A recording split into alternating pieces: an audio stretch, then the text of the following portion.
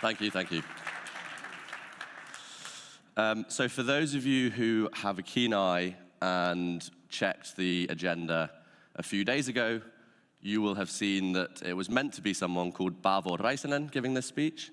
So unfortunately, there's a bit of a downgrade for all of you. Maybe you can speak to Laura afterwards about refunds or discounts, etc.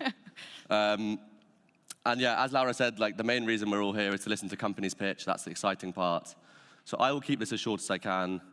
But really, I guess the idea behind this quick talk is, shall I use this, by the way? Marvelous.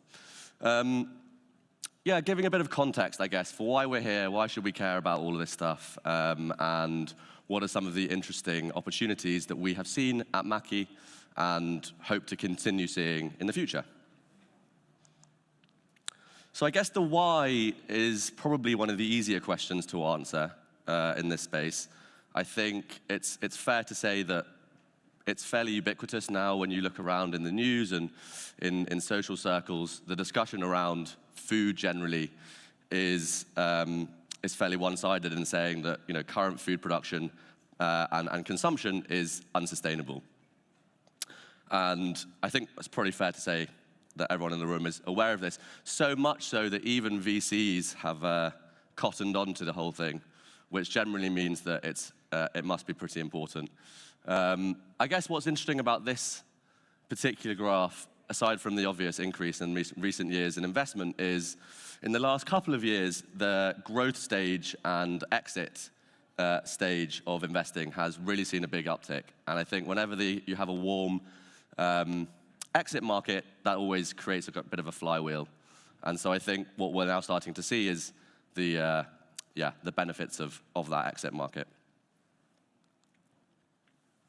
I want to caveat this slide by saying what I'm not talking about in this is anything to do with current food production and agriculture, in which there is a ton of innovation going on as well. The reason being, we don't have enough time, and I'm trying to be a little bit more specific. So really, when we talk about the four main areas of investment so far, this is really what I would define as the alternative protein market.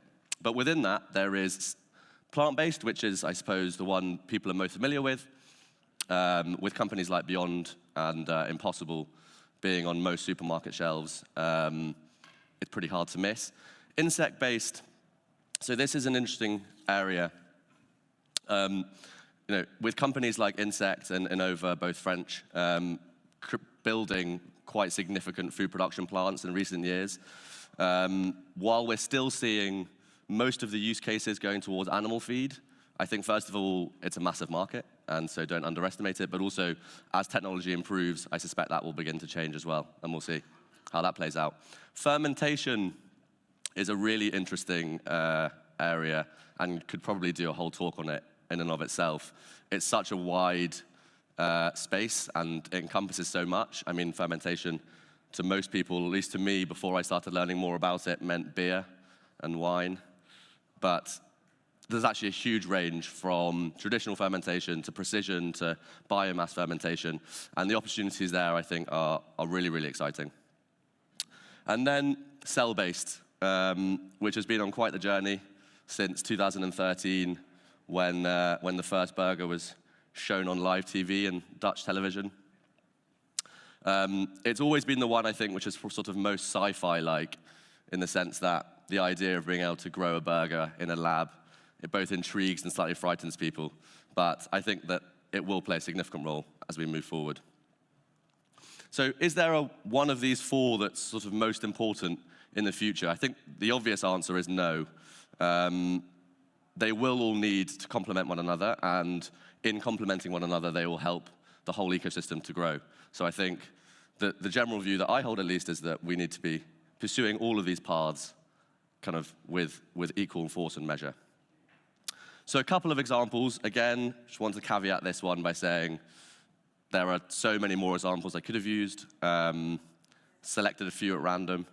If you're building a company and it's in a space that I don't mention, please don't be disheartened. I would love to still speak to you. But a couple of interesting examples to look at. So the first one is what I would call a sort of horizontal use case, i.e. any company that's able to tackle an element of the value chain, whether it's plant-based or cell-based or fermentation, and making improvements there. A couple of really interesting examples. One, homegrown Nordic company, Melton Marble, who I know Laurie, who's on the judging panel up next, is a big fan of, and for good reason. And Meet the End, which is a company based in Israel trying to develop a new form of extrusion to improve the texture of plant-based food.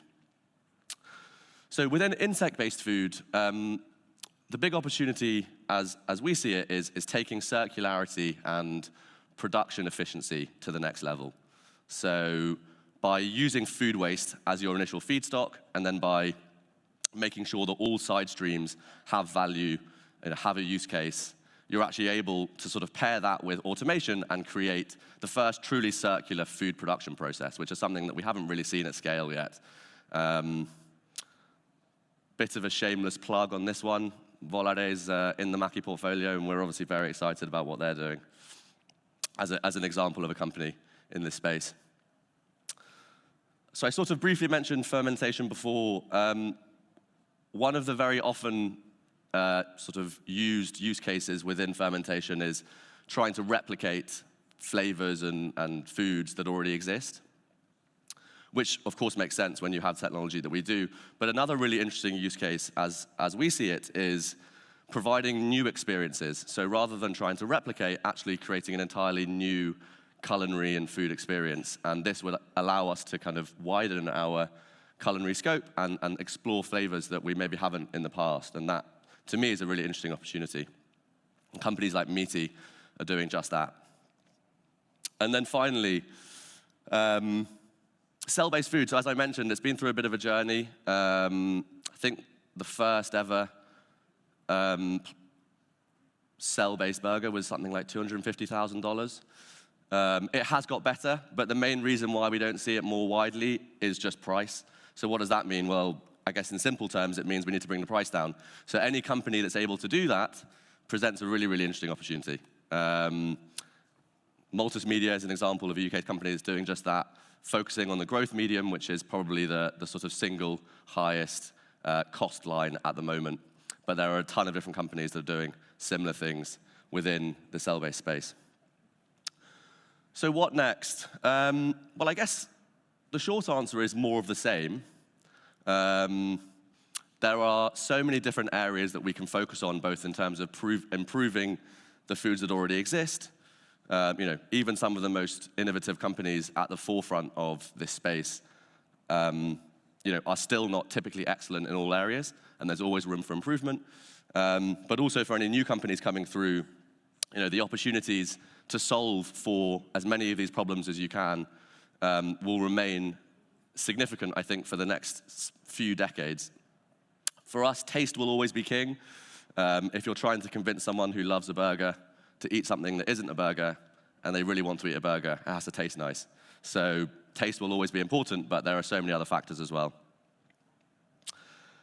That's it, actually. So I'm going to hand back over and let the sort of exciting part of the event carry on. If you're interested in learning more, I wrote a blog post. That's another shameless plug. So feel free to read it. It's not a discount code for sushi, I'm afraid. And thank you very much for listening, and I hope everyone enjoys the companies they're about to talk about.